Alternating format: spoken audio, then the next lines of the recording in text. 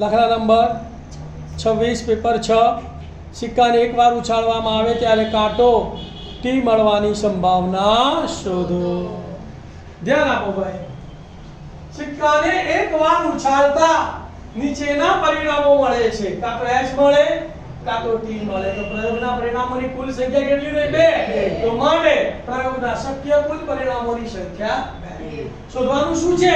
તો કે ભાઈ કાંટો મળે તેની સંભાવના. તો કાંટો મળે તેની સંભાવના ધારી લો. ધારો કે ઘટના A બરાબર કાંટો મળે છે. તો કાંટો કેટલી વાર મળે છે? એક વાર. તો માટે ઘટના A ઉદ્ભવવાના પરિણામોની સંખ્યા કેટલી થઈ? 1. હવે સૂત્ર લખી કાઢીએ. P of A બરાબર ઘટના A ઉદ્ભવવાના પરિણામોની સંખ્યા છેદમાં પ્રયોગના શક્ય કુલ પરિણામોની સંખ્યા. માટે P of A બરાબર 1/2. જાબ લખી નાખો. કાંટો મળવાની સંભાવના 1/2 છે.